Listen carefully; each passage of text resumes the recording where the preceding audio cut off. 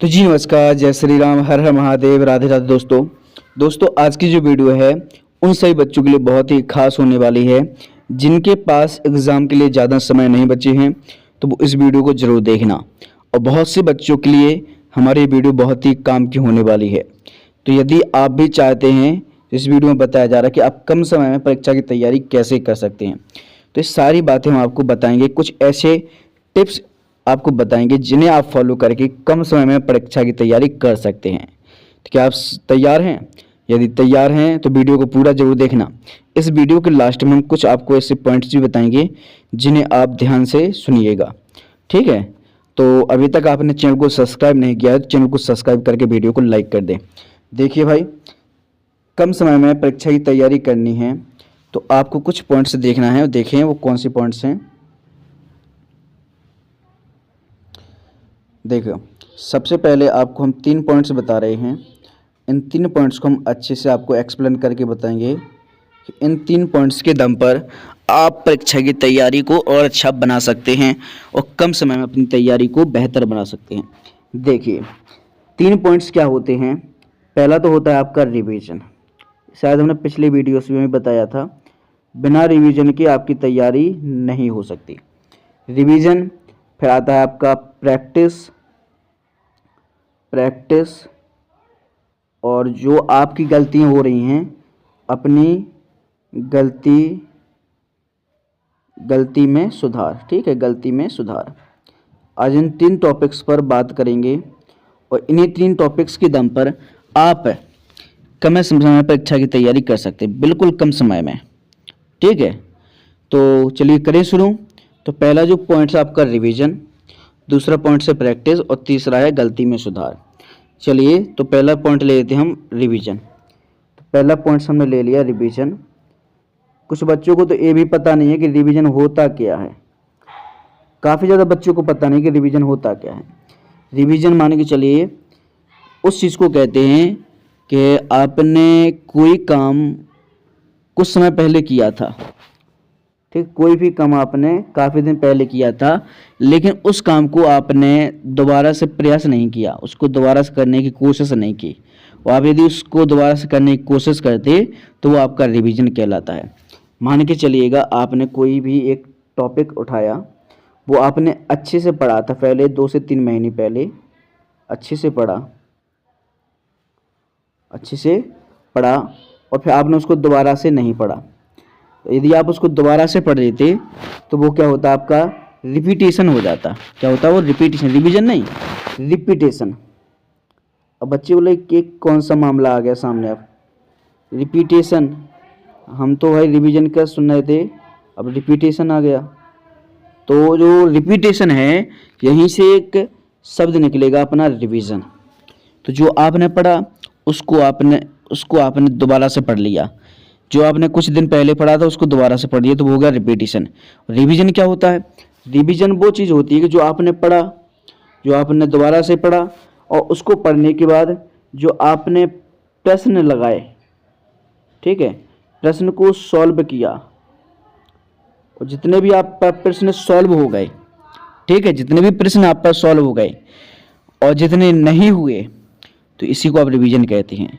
हुए और ना हुए ये वाली बात नहीं है, कि जितना आपने उसको करने का प्रयास किया तो यही आपका रिवीजन कहलाएगा, ठीक है। अब बच्चे बोले सर हमने चलो 3 चीज़ों आपको जो आपने बताई फॉलो की, तो हमारी तैयारी को कैसे पता चलेगा कि हमने तैयारी अच्छे से की? तो वो हम आपको बताएं, जो आपने पढ़ा, जिसको आपने रिपीट किया, और रिपीट करने के बाद जो आपने प्रश्न सॉल्व किए, तो आपको एक कॉपी लेनी है, जो आपके नोट्स होते हैं वो लेना है। जो आपने क्वेश्चन किए थे उन क्वेश्चन को ऐसे लिखना कि जो आपके गलत हैं वो आपने एक साइड लिखनी है, जो सही हैं वो उनको एक साइड लिख लेना है, ठीक है। तो अब बच्चे बोले हाँ सर अब समझ में आएगा आप क्या बोल रहे हैं। हाँ, तो जो आपके गलत हो गए उनको कम से कम 2 से 3 बार पढ़ें, 2 से 3 बार पढ़ना है जो आपके गलत हुए, और जो आपके सही हुए उसको कम से कम 1 बार तो पढ़ना ही पढ़ना है। सही हो गया तो भी आपको पढ़ना है, और गलत जो हुए उनको जितना ज़्यादा पढ़ोगे उतना आपके स्किल में सुधार आएगा, उतना आप में बहुत ज़्यादा सुधार देखने को मिलेगा, ठीक है, पहला काम हो गया आपका रिवीजन का, रिवीजन भी समझ में आ गया और आपको कैसे पढ़ना है वो भी हमने आपको बता दिया है। दूसरी चीज प्रैक्टिस, तो प्रैक्टिस भी इसी माध्यम से हो जाएगी। जो हमने रिवीजन के टॉपिक, रिवीजन में जिस भी टॉपिक को हमने शामिल किया वो हमारा प्रैक्टिस में भी शामिल हो जाएगा। यही काम आपको प्रैक्टिस से, मान के चलिए आपने रिवीजन में जो हमने 3 टॉपिक बताए, इन्हीं 3 टॉपिक में मान के चलिए आपकी प्रैक्टिस भी हो गई हैं, प्रैक्टिस भी हो गई भाई। अब लास्ट पॉइंट हमने क्या बताया था वो भी आप ध्यान से देखिएगा। जो भी हमने बताया था कि जो आपने सीखा है, ठीक है, इतना तो आपको करना है। अब आपको जो महत्वपूर्ण, जो इम्पोर्टेंट है, बहुत ही ज़्यादा इम्पोर्टेंट, वो आपको करना है। कैसे? कोई भी एक सब्जेक्ट लीजिएगा, ठीक है, जो आपको सरल लगता है। सब्जेक्ट कौन सा लेना है? सरल वाला। कठिन वाला काम तो देखो काफ़ी बच्चे नहीं करते हैं, चाहे कोई भी, हम भी हैं जैसे, तो हम कोई भी काम करते हैं पहले वो सरल वाला काम करते हैं। सरल वाले काम में हमारा क्या होता है? मन लगता है, ठीक है। तो ये आपके लिए इम्पोर्टेंट है। सरल वाला काम मुझे बहुत अच्छा लगता है और कठिन वाला काम थोड़ी देर में हम बंद कर दे, वो काम ही नहीं करते हैं। लेकिन क्या हमें उससे कठिन कार्य से भागना चाहिए? नहीं। मान के चलिए आपने सरल के साथ आपने कठिन को भी शामिल कर लिया, कठिन भी आपने शामिल किया। जब आपने कठिन को शामिल किया तो आपने मान के चलिए 30 मिनट कठिन पढ़ गया, 30 मिनट क्या किया आपने? कठिन पढ़ा। और 30 मिनट के बाद आपका मन भटकने लगा और आपका मन यहाँ से हटने लगा, तो आपको कहना अपना जो सरल सब्जेक्ट है उसको भी उठा लेना है, तो 30 मिनट इसको पढ़ लेना है। अब देखो दोनों काम हो रहे हैं आपके, सरल वाला सब्जेक्ट भी आपका सॉल्व हो रहा है और कठिन वाला भी आपका हो रहा है। तो फिर बच्चे बोल रहे हैं कि सर जो सरल वाला हुआ 30 मिनट कर लिया, क्या हम इसको 1 घंटे कर सकते हो? बिल्कुल कर सकते हो, 60 मिनट भी इसको कर सकते हो भाई, 1 घंटे मतलब 60 मिनट भी कर सकते हो। लेकिन जो कठिन वाला है, जो 1 घंटा इसमें जो हो गया, इसके बाद आपको फिर से 30 मिनट के लिए वो कठिन सब्जेक्ट दोबारा से उठा लेना है, ठीक है। 30 मिनट के लिए आपको फिर से वो उठा लेना है। तो ऐसे धीरे धीरे जो कठिन सब्जेक्ट है उसको धीरे धीरे आप सरल बनाना शुरू कर दोगे। इस आधार पर आप अपने सब्जेक्ट को, जो आपको कठिन लग रहा था, वो धीरे धीरे आपका सरल बनना शुरू हो जाएगा। और जब आप इस पर काम करोगे तो धीरे धीरे आपको पता नहीं चलेगा कि आप में कितना सुधार आ गया है। इसी सुधार के दम पर आप अपने एग्जाम को आसानी से कवर कर पाओगे और आपको लगता है कि हम कम समय परीक्षा की तैयारी करेंगे, तो इसी आधार पर परीक्षा की तैयारी आसानी से हो जाएगी कम समय में। चलिए अब एक लास्ट पॉइंट और, उसको भी ध्यान से देख लीजिएगा। लास्ट पॉइंट है, देखो परीक्षा में आपके पास मान के चलिए 1 से 1.5 महीने या 2 महीने, मान के चलिए 1 से 2 महीने का समय बचा है। तो 1 से 2 महीने में आप ऐसा क्या पढ़ें कि जो आपको परीक्षा में पास करा दे, परीक्षा में पास करा दे। तो उस पर भी हमने बताया है। यदि आपने इस वीडियो को नहीं देखा कोई बात नहीं, इसी में हम आपको थोड़ा बता देते हैं कि आपके पास मान के चलिए 2 महीने मतलब 60 दिन हैं आपके पास। कितने दिन हैं? 60 दिन। इन 60 दिनों को अपने सब्जेक्ट के हिसाब से बांटना है कि इन 60 दिन में आपको क्या क्या कवर करके चलना है, ठीक है। एग्जाम्पल के तौर पर आपको बता दें, चलिए थोड़ा एग्जाम्पल के तौर पर हम आपको बताना चाहते हैं। जैसे आपने कोई एक सब्जेक्ट लिया, कोई भी सब्जेक्ट लिया, आपने मैथ को लिया, ठीक है। तो मैथ के आपको वही चैप्टर उठाने हैं जिनसे क्वेश्चन आपके एग्ज़ाम में ज़्यादा आते हैं, ठीक है, जिनसे क्वेश्चन आपके एग्ज़ाम में ज़्यादा देखने को मिलते हैं। तो मान के चलिए 5 से 6 चैप्टर होते हैं, ठीक है, 6 से 7 मान के चलिए 7 चैप्टर होते हैं।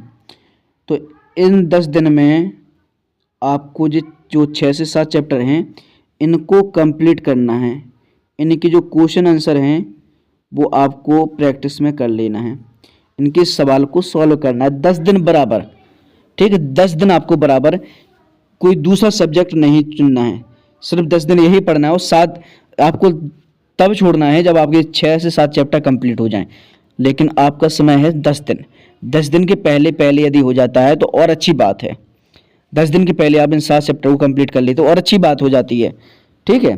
तो धीरे धीरे जैसे मैथ में जो 6 से 7 चैप्टर हैं इनसे कवर करिएगा, इसी प्रकार ठीक हिंदी में आपको कवर कर लेना है, ठीक है, जो जो टॉपिक आपके महत्वपूर्ण हैं। ठीक ऐसे ही इंग्लिश में आपको कवर करना है, तो 10-10 दिन सभी विषयों को आप 10 दिन देकर चलिएगा, 10 दिन, ठीक है, सभी विषयों को।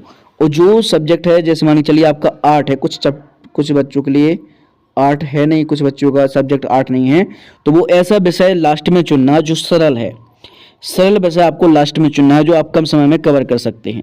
और कठिन वाला जो सब्जेक्ट है वो आपको पहले चुनना है और उसको 10 दिन के अंदर कवर कर लेना है।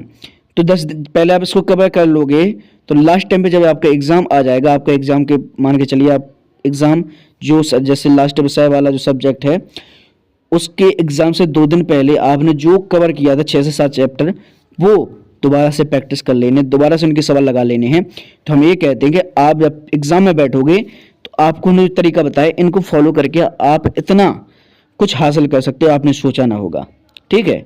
तो जो हमने पॉइंट्स बताए हैं, जो आपको बातें बताई हैं, ये बातें अच्छी लगी हैं तो आप चैनल को सब्सक्राइब जरूर कर लेना और वीडियो को लाइक कर देना, अपने दोस्तों तक इस वीडियो को जरूर भेजना।